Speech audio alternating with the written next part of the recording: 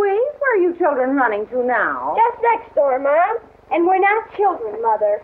Not to Mr. Wilson's again. Sure, what's wrong with that? Well, nothing wrong, except, well, aren't you taking up a lot of his time? He has his lectures to prepare for his chemistry class, you know. Well, that's just it. He tries them out on us. On you? Oh, but Mr. Wilson teaches the senior class.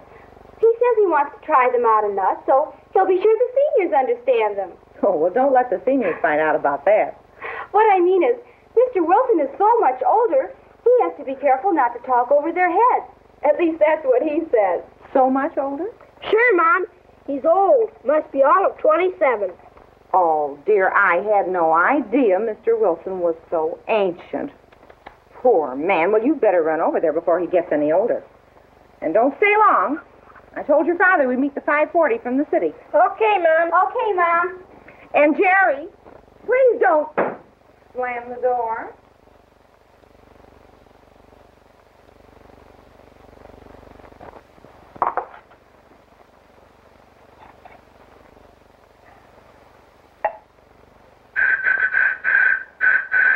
Come on in. Door's open. Hi, Jerry. Hi, Louise. Hi, Mr. Say, what are you doing with all those bottles? Something wrong, Jerry? Oh, I don't know. All that stuff. You gonna take a drink, Mr. Wilson? Now, what do you know about all this stuff, as you call it? Well, who doesn't? All you have to do is look around at all the billboards and magazines, or look at TV, or listen to the radio. Anyone who can read knows about whiskey, wine, or beer. After all, we're not children. Well, certainly you wouldn't object if I took a little drink. Oh, I don't know. I didn't think you'd drink. You're a professor. Then you think liquor is bad? I don't know, Mr. Wilson. What do you think, Louise? Oh, I don't know whether it's right or wrong. We just didn't think you'd take that stuff, as my dear brother would say. Say, why don't you two take off your jackets and stay a while? This is quite an interesting discussion. Well, I don't think we'd better. Mother's afraid we're bothering you. Nonsense. I especially want to talk with you about my new lecture. Okay, but what about those bottles? Well, it's part of my lecture. Well, now, don't you two worry. I'm not going to take a drink. Never have, in fact. I don't understand. What's whiskey got to do with your chemistry class? Oh, it's very simple. You see, each year I give a series of talks on alcohol and its effect on the body and mind. These bottles are merely props that I'll use to demonstrate my points, along with drawings and charts. Oh, that's different. When you say alcohol, I guess you mean the alcohol in those bottles. That's exactly right. These beverages are called alcoholic beverages because they contain alcohol. The liquid I have in this beaker, C2H5OH. Oh, sure. We even studied about that in our chemistry class. But I didn't think about it as something you drink. I wish you'd tell me what you and Jerry know about what's in these bottles. You want us to tell you? Yes, it would help me a lot in preparing my notes. I don't know much, Mr. Wilson. Just what all the kids know. Boys, Jerry, not kids. As I said before, every place you look, you see pictures of bottles, all different kinds and shapes, with all sorts of fancy names. Not really every place. Mom and Dad don't drink, and I suppose lots of my classmates' folks don't drink either. I guess it's pretty expensive, and it seems to make people act different. Funny, you know. Yes, I do know. You've really kept your eyes open. But how do you know it's expensive? Are you kidding, Mr. Wilson? I pass a couple of liquor stores on the way to school.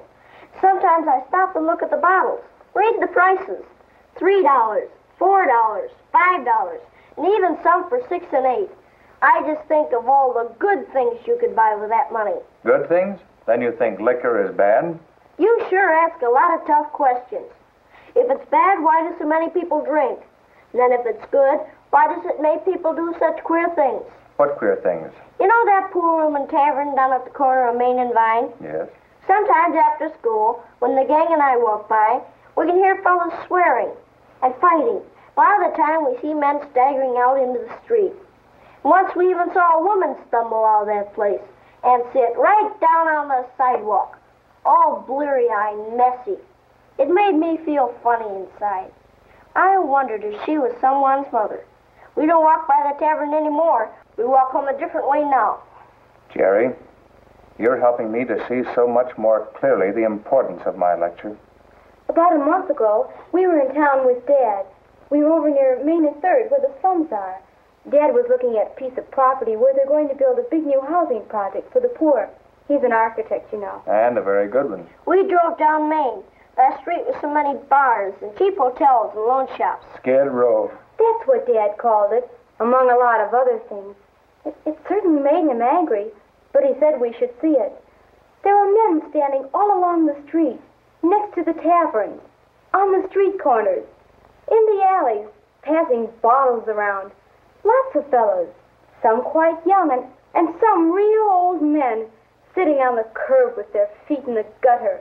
Why, we even saw the police pick one man up and put him in a patrol wagon. And there were small children around, too, playing in the streets and in all that filth. It made me almost sick to my stomach. And so if alcohol can make so many people live in such a terrible way, then I know it can't be good. But then there are people who drink who don't live on Skid Row or in the slums. That's the part that's hard to understand. In the magazine ads, you always see some fancy dressed guy sitting in a leather chair looking very pleased with himself, holding a big drink in his hand. He's always well dressed, seems to live in a big house, is a movie director, or an author, or a painter, or some kind of big shot. A man of... Distinction. Distinction, that's it. I suppose what it is true, but I just can't see how some people look so prosperous and some look so bad. Well, you can't expect the advertising companies to show some poor fellow lying in the gutter to advertise their product. No one would buy it. Oh, we know that. But now that you've got us started on this, there are a lot of questions I'd like to ask, but I just don't know how to. Maybe I can help you. Suppose I show you some of the things I've gotten together to show and tell my class. And that way I may answer some of the things that you find difficult to put to me as questions. That would be swell. Fine, Jerry, not swell. Must you be so vulgar? Well, first of all, look at this beaker. It contains alcohol, the same liquid that's found in these 3 drinks, the beer, the wine, the whiskey. Now, of course, the more alcohol you take into your system, the more pronounced the effect will be. Here, smell it. Phew, that's awful. It burns. In more ways than one. Watch.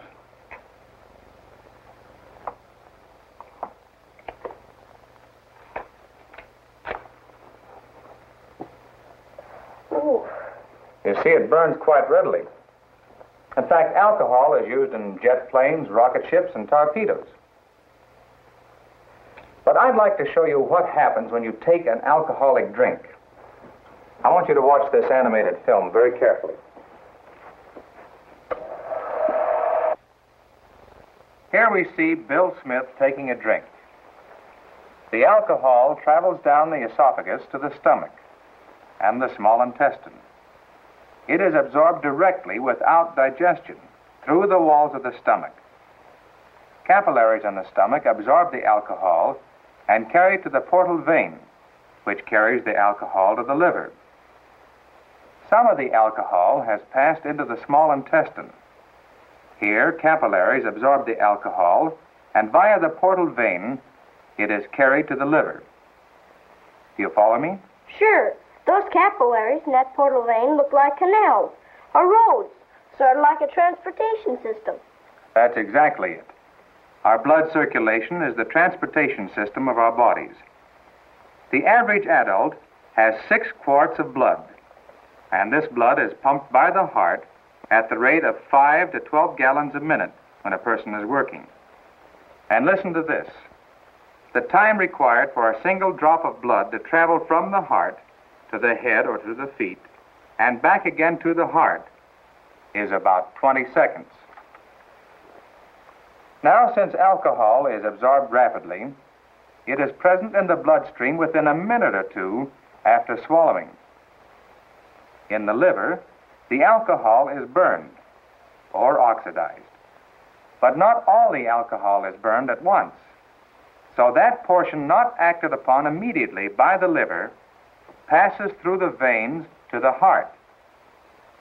The greater the amount of alcohol that reaches the liver at one time, the greater the amount of alcohol that reaches the heart. So if Bill Smith takes several drinks in a short time, a good percentage of the ethyl alcohol in the drinks will be transported to the bloodstream and so to the heart. This alcohol is pumped by the heart to all parts of the body through the arteries. The liver is the one organ in the body where the oxidation of alcohol takes place. Small amounts of alcohol escape through the lungs and kidneys. But the greater portion that remains in the bloodstream remains unchanged until acted upon by the liver. Then that part of the alcohol that isn't burned up, oxidized, keeps traveling around the body and back to the liver until it is burned up. Right. Then the more you drink, the more alcohol there is in the bloodstream. Very good. The average adult can burn about 1/3 of an ounce of alcohol per hour, and that's less than a tablespoon. So the more Bill Smith drinks, the more alcohol will pass through his body, as you have pointed out, Jerry. Now, this is important. As long as there is alcohol in the bloodstream, some of it will reach the brain. And that's what makes people stagger, isn't that funny? Yes. In the brain, the alcohol acts as an anesthetic. The judgment can be dulled, and a false feeling of relaxation occurs when there is less than 1 ounce of alcohol in the entire bloodstream. So, as Bill Smith continues to drink, the concentration of alcohol in the brain increases, and those portions of the brain which control the